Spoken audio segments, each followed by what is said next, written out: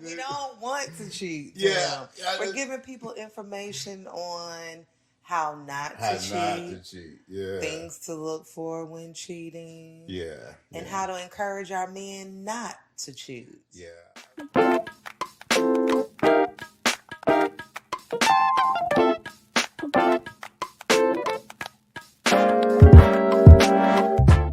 Good. Let's get right. Hey, everybody. All right. All right. So, winning life. Today's topic today we're going to be talking about with winning life is cheating. Cheating. Cheating. What a topic. What a topic. And one way to lose your life is cheating. If you cheat, you can lose your life quickly. So, but I know that's a hot topic today, and there's a lot of stuff going on the internet with prominent people cheating and stuff like that. So that's an important topic to talk about, because when you want to win life, you have to be steady in life. You have to be. You have to be. And one thing about winning life is winning in relationships. And that relationship that you are involved in, if you are married, if you are cohabitating, or you in a committed relationship, is you have to be stable in that relationship. And one thing that breaks marriages up and relationships up, the number one thing is cheating. And when you cheat and you break up that relationship, all those things that you started in that relationship have to be started over. And so you starting over from zero, actually behind zero. So, Corey! Well, we find it so easy to cheat. Ooh, do we find it so easy to cheat? Why is that? Why do we cheat? So why do we cheat? Not we, not me. Not you. Not me. But why do let's see why do men cheat? Let's go there. And a lot of women ask me that, why do men cheat? And what can I do to keep my man from cheating? There's no one answer to why men cheat. That's like, hey, why'd you cross the street? I'm going to the bank. Why'd you cross the street? I'm going to the grocery store.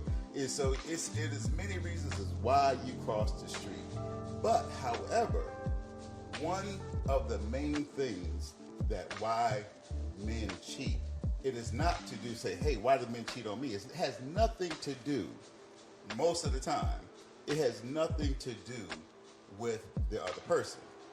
A cheater, you ever say once a cheater, always a cheater? I'm like, that's what we say. That's what you say, but that's true to a point. But there has to be a reason. What are some of the reasons that we cheat or men cheat? Are they not getting what they need at home? Or what is it? What is it that they're seeking?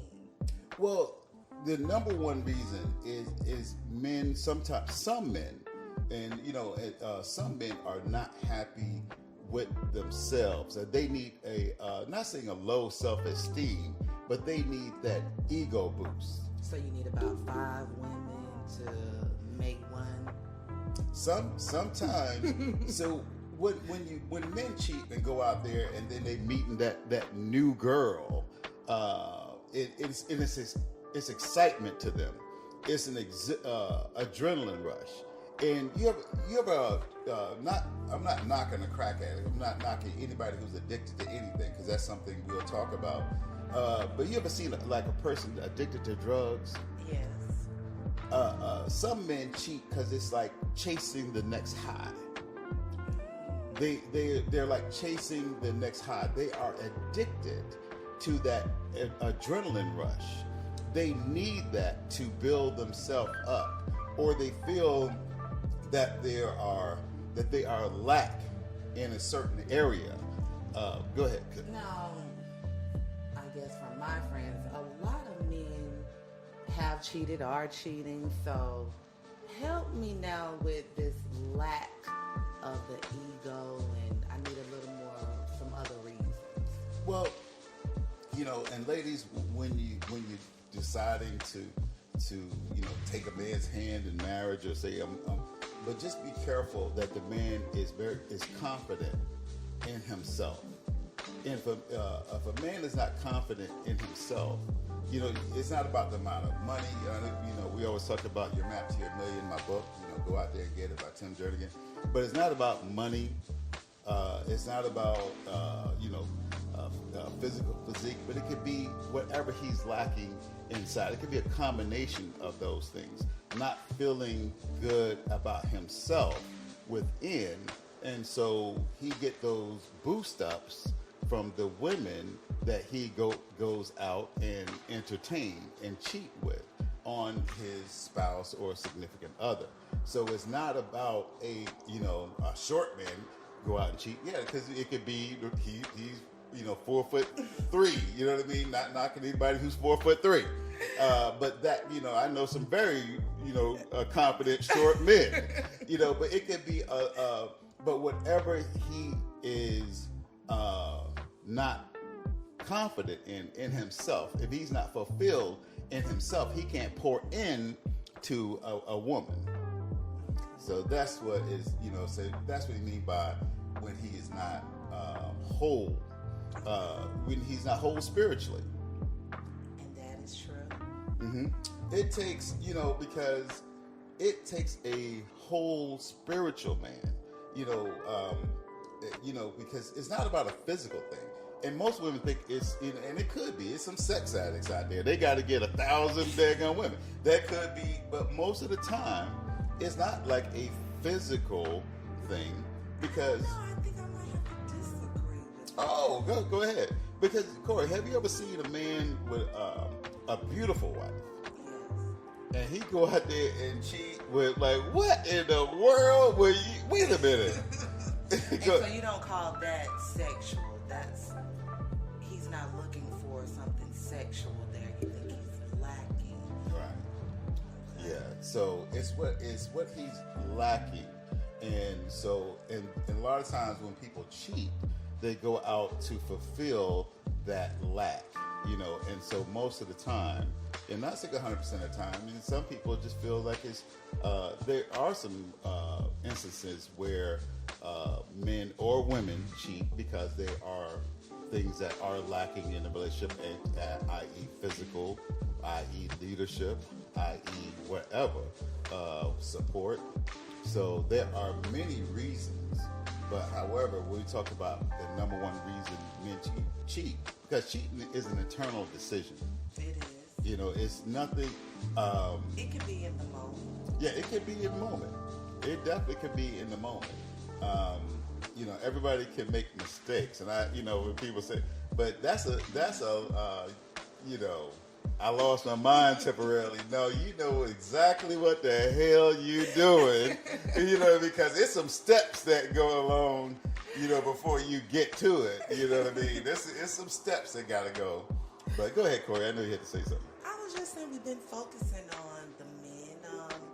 I don't want to just take up so much time with why men cheat, because everybody cheats. What are some reasons women cheat that you found? Well, you tell me. You tell me. Why do some women cheat? I do think it's for some of the same reasons. Lacking self-confidence, self-worth. Right. Can be some reasons. Variety. Variety, yeah. That's one of the physical things that what people would cheat for is that variety, and that's a very good subject right there too, because how do you keep your spouse happy? But let me tell you that if you have an immature person, because to me, and most mature men, like I said, sex is not per se, or immature man would look at the big booty and the big this and how, you know what I mean? But a mature man, if he loves that woman, it is a more of a mental connection that you have with your woman, that, you know what I mean, that, and if you did cheat, some men, what I heard is, and if you do go out there and you are tempted by that, young lady who's 20 years younger than you, and you get that temptation, but after the fact, you know, a mature man, if he did make that mistake, will see it was not as satisfying as he would have thought in his head, because it's a mental thing. Well, you said after the fact, though. Mm-hmm. So we've already cheated, caused the damage, and we're after the fact. I think what us women want, we want you not to be after the fact. Yeah, absolutely. So, you know, but we talk about some of the reasons why men cheat, you know, but you talk about how to prevent cheating in your relationship and stuff like that. One mistake women make and men make and people make is they feel that they can keep their man from cheating by monitoring that person. That is a very common mistake that people make, men and women. I have seen couples using each other's phones, checking each other's text messages, but you say monitoring. That's what I mean by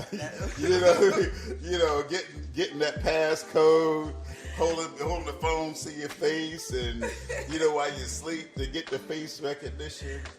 Now, why is that bad? What are they finding out? Well, I always tell people all the time, if God wants you to know, it's going to be revealed to you, because the Bible clearly says, I'm not a Bible thumper, I always say that, but I believe in everything in the Bible. And it says, everything in the dark will come to light. That is right. And it will. It will appear. It will on appear. Your phone, on your laptop, it will appear. Text messages, somebody going to drop a note on your car. They're going to block their number and change their voice and call you, because it will come to the light. So don't waste your time monitoring a man or a woman. And that brings up trust. Mm-hmm. That's exactly. And because if you got to do that, you don't trust that person. And if you don't trust that person, you should not be in a relationship with that person. Because how are you going to walk with somebody that you don't trust? How are you going to be under the same roof with somebody that you don't trust? How are you going to put your life in somebody's hands that you don't trust? So if you have to monitor that man or woman, you should not be in a relationship with that man or woman. Once a cheater, always a cheater. That was one of the topics. Is that true? Oh, wow. Is that true? Yes and no. I know that's the easy answer, but let me put it like this here. You ever know, in part one, we talked about like a cheater's like a crack addict. They always seeking the next high. And as me, and you, we all know people who have struggled with addictions and who overcome an addiction, even myself. And once you are an addict, you can stop. But you still, there's ways that you can stop and never cheat again. But you would so once a cheater, always a cheater is not true in that respect. But you have to know your limitations. And if you have a person with cheating tendencies, that person must realize that they have to put controls in their lives that won't tempt them to cheat. If you're an alcoholic, if you struggle with alcohol, don't go to bars every weekend. If you struggle with crack, what's that movie with Pookie? He was in that room with crack. What's that movie? Now you're gonna get me. Now I'm gonna be thinking about it because with Wesley Snipes. Yeah, with Wesley Snipes.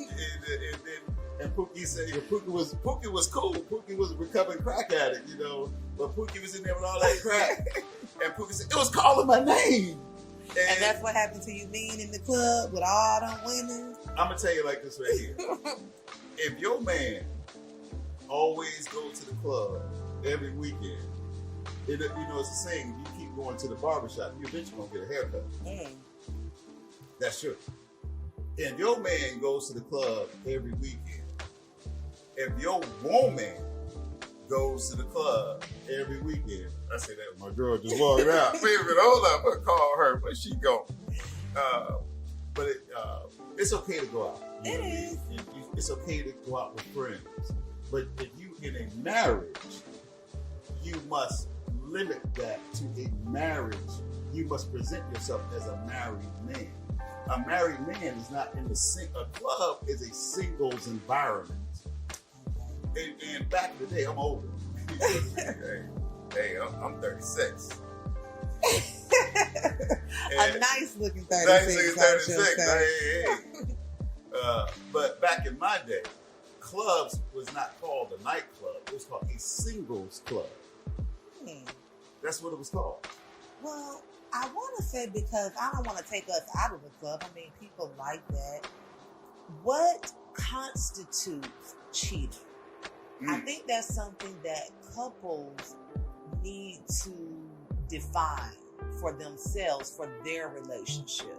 So to you, what is cheating? Is going to the nightclub cheating? Is texting cheating? Is just speaking? What is cheating to you? Right. Okay. That's a good point. That's a very good question. But what I want to finish up on with the nightclub part or the singles club is that if you're going out like that, you keep going to the barbershop and get a haircut, you must sit down with your spouse or significant other and and discuss that, because like I said, that you're putting yourself in an environment that's not conducive to a healthy relationship. And so when you're in that club, you say, what's cheating? What is cheating? It's texting. So hey, and I get this all the time. Is a text message cheating? Is it a phone call cheating? Is it a relationship outside of your marriage or relationship cheating? All of the above can be true if it's inappropriate. If it's an inappropriate text, I called you and text you, hey, sweetheart, I talked to Cody today. Oh, really? And it's no problem because it was nothing inappropriate. But if your man or your woman is texting something inappropriate, like, hey, it could be a good morning. Hey, how's it going? Because you could have a female friend, and it could be just on a friendship level because you can have common interests. You can have a common interest in podcasting. You can have a common interest in advertising. You can have common conversation. So if it's inappropriate contact, that is cheating. And also, that must be discussed. And the ground rules must be laid out if you're going to get in any serious relationship. And that must be understood. And then, you must discuss that and work that out. Because if you don't work that out, you are guaranteed to fail. Because you don't know what the other person feels. Exactly, because you said inappropriate, right? We don't know if it's inappropriate when you're texting. But what I hear, though, is communication. That's kind of what I heard in your answer. Let the person know, hi, I talked to Corey. But I do want to play a little devil's advocate. All of that sharing, how you still don't know if someone's hiding something. Well, I'm sorry. You said you don't know. How do you know if the person isn't hiding someone? The sharing, that's the... Hey, yeah. That could be the facade. Right. Hey, right. I talked to Corey. But after this podcast, we're going to go in the gym. And, but that goes back to the trust. Exactly. Okay. That goes right back to, remember we said in part one. If you don't have trust, you don't have a relationship. Exactly. You're not even some people call it a glorified girlfriend, a glorified boyfriend. You ain't even that. You know what I mean? I got a saying, which is, if you know me, you're gonna hear me say that. Ain't nobody shit until you're married. Because that's true. You know what I mean? Ain't nobody really shit until you're married. Because because they can send you a text like, hey, what's up? Can I say the B word? Can I say bitch? Can I say that? Okay, cool. You can send you a text, say, bitch, I don't want to see you no more. You know what I mean? And that's it. You know what I mean? And he will never, or she will never see you again. And you don't owe that person anything, and they don't owe you anything. And you should not change your life in a relationship unless it is going to a marriage. So that's why I say ain't nobody shit till you married. But if you in that committed relationship and you are going somewhere and you are exploring and learning that person and if you're a woman and you're saying, I'm ready to commit the rest of my life to you, and what you're saying, I'm putting my life and my children's life in your hands. I'm putting my life and the rest of my generations to come in your hands. So, and as you learning that person and he's learning you, and say, hey, I am connecting myself with this woman to bring my children forth, to determine the rest of my future, because the woman that a man chooses determines the rest of his future. So, but as you're doing that, and as you are going to that point, you are learning that person and you are communicating with that person, and the trust has to grow. Yeah. And it has to get to that point. So when you are, so we saying what is cheating, and I'm communicating to my significant other who we're about to be married, or my spouse, that we're communicating. That person has to trust you, and when they trust you, when Corey, I call it Corey because I like Corey so much better. But Corey, but if you call me, if my woman, if she's here, I'm going to answer the phone. Now, if you cannot answer the phone when I call, if I can't answer that phone in front of Shawnee when you call me, there's going to be there's an issue. Exactly. There's something inappropriate with that. Exactly. And so, and if you can't, now, I do believe, and people say, well, what about leaving your phone unlocked and all that kind of stuff?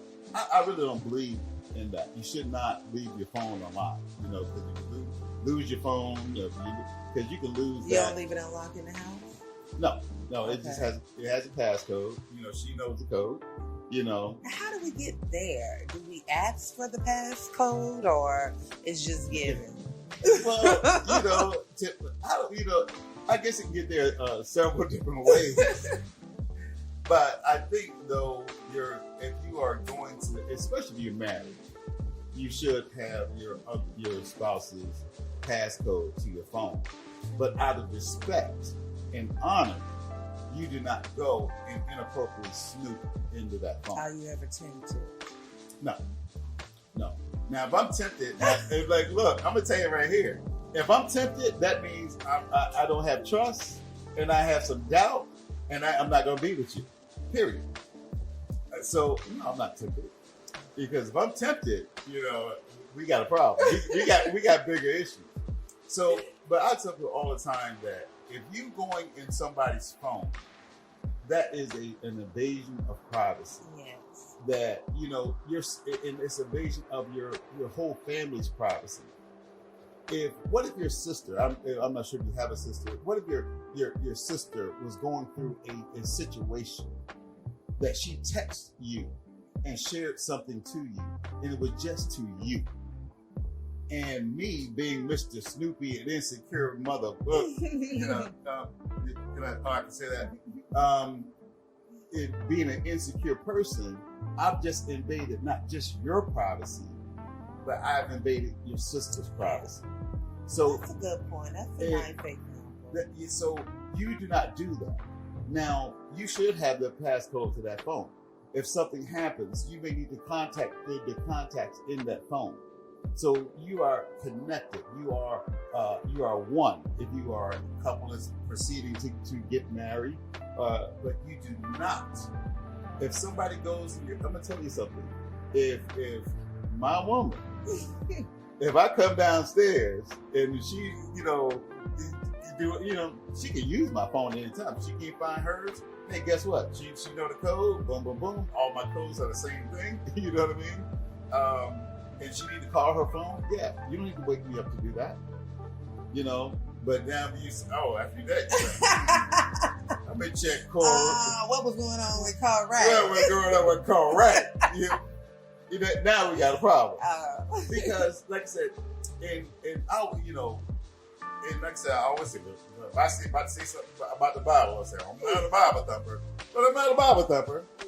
But if God wants you the ability to read minds, He would give you that gift.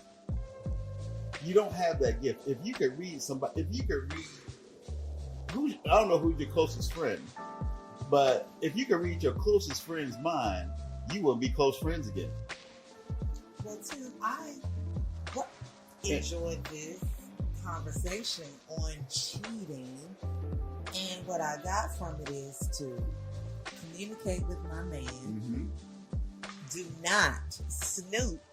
Do not his snoop. phone. I'm gonna tell you, ladies. I always like to give every podcast for something that you can walk away from and use the rest of your life.